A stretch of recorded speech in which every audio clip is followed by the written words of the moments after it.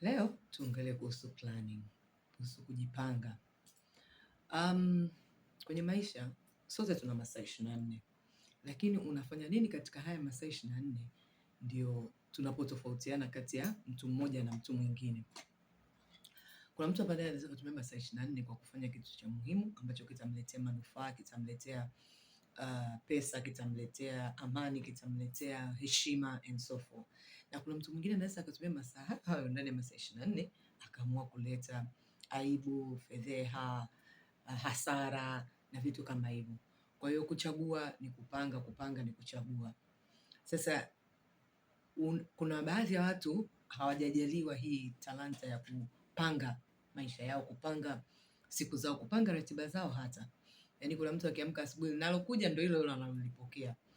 Upangi siku inaendaje, wiki itaendaje, mwezi utaendaje. Obviously, katika kujipanga lazima kuna vitu vitaenda ndivyo sivyo. Tuna anticipate kutakuwa na mabadiliko yoyote ama dharura itatokea. Lakini hata ukishajua kuna dharura inatokea, unaipokeaje? Kwa sababu mara nyingine unaambiwa kwamba it's not dharura gani imekupata, ni namna ambavyo ile umeipokea na unaitatua vipi, ndio what matters. Kwa sababu sote tunapatwa na dharura. Sasa tunajifunza vipi kujipanga? Ni kitu ambacho kama hujazaliwa nacho ama hujakipractice toka ukiwa mdogo, unaweza kuona kwamba ni ngumu sana. Lakini amini nikwambie, ukifanya kitu mara 21 kwa mwendelezo continuously kwa mara 21 inakuja kwa tabia. Kwa mfano, mtu anayekwenda gym labda akienda akianza siku ya kwanza, siku ya pili, siku ya tatu, unaona kuna ugumu, kuna uzito, miguu inauma, muscles inauma and so forth, lakini hutakiwi ku give up, unatakiwa uendelee hata kama ni kwa kidogo sana. At the end of the day usisimame kabisa. Kwa hiyo kama utaanza kidogo kidogo, kama umeanza kukimbia, umekimbia sijui sekunde 10, dakika 10, lisali moja, masaa mawili, hivyo inategemea na jinsi ambavyo wanatofautisha ama na kilometers ambazo unabidi ukaze. Eventually utafikia lile lengo lako, lakini katika kujipanga kwamba naanza hatua A kwenda hatua B, C, D na kuendelea. Na iwapo hatua B imeshindikana, rudi nyuma kidogo, angalia umekosea wapi, halafu rekebisha, endelea kusonga mbele. Usikubali kuacha kabisa kwamba uka give up ukaona kwamba bwana nimeshindwa basi niachane nayo. Hapana kuacha, hapana ku give up. Kila kitu kinawezekana.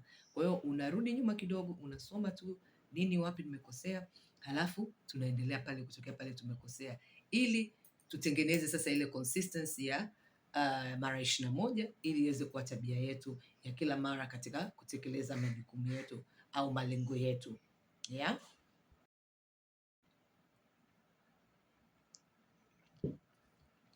Kwa hiyo nakupa challenge. Nataka wewe ambaye unapata tatizo la kufanya planning, nataka tufanye trial, tuwe tunapanga ratiba zetu. Jaribisha kwa siku ya kesho, yani anza kupanga leo.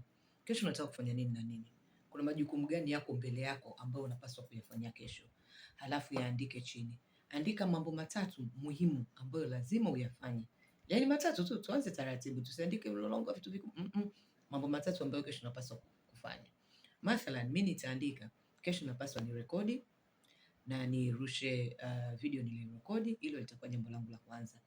Jambo langu la pili, kuna mkutano wa kina mama napaswa kuhudhuria. Kwa hiyo nitaandika kwamba nihudhurie ule mkutano wa kina mama. Jambo langu la tatu itakuwa nataka ni bake cookies. Kwa hiyo lazima nalo nilifanye. Kwa mimi nimeshaweka mambo yangu matatu. Sasa na wewe hebu weka mambo yako matatu afu yaweke hapo kwenye comment, ili Jumapili tutayapitia kuangalia, je, tuliyafanya? Kama tukiyafanya, nini tulienda yani ndivyo sivyo? Je, ni muda tulipitiliza, tulisahau, hatukujiandaa ama tatizo liko wapi? So planning is sio ngumu sana kama ambavyo tunafikiria. Planning ni rahisi sana, lakini lazima ujicommit, lazima uhakikishe kwamba inatekelezeka. Na ukiona kama ni ngumu kukumbuka, andika chini.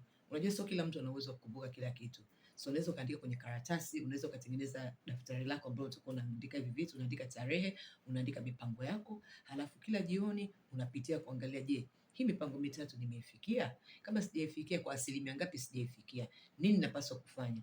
Naisogeza mbele in terms of muda ama kwa siku nyingine. Lakini usije ukasema kwa sababu sijaifanya niache. Hapana, lazima tuifanye, lakini tutaifanya kwa namna gani? So leo tutajifunza namna ya kujipanga, namna ya kupanga mipango ya maisha yetu, mipango ya siku zetu hivyo, kwa sababu unaweza kukuta unatumia muda mrefu kufanya kitu, kumbe ungekuwa umekipanga mapema, unatumia muda mchache.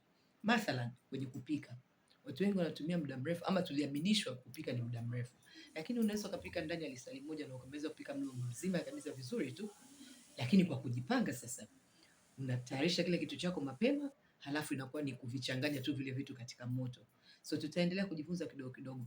Kwenye comments hapo chini niambie, wewe unataka kujifunza kwenye nini? Kujifunza kupanga siku yako nzima, kujifunza kwenye specific area, labda nataka kupika lakini nataka nitumie muda mchache, nataka kufanya sijui kitu gani, kusafisha gari kwa muda mchache and so forth.